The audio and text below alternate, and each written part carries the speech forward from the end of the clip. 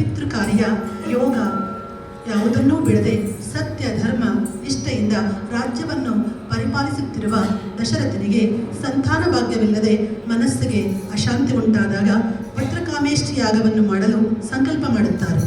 ಪುತ್ರಕಾಮೇಷ್ಟಿ ಯಾಗ ರಾಗ, ನಾಟ, ತಾಳ, ಆದಿತಾಳ.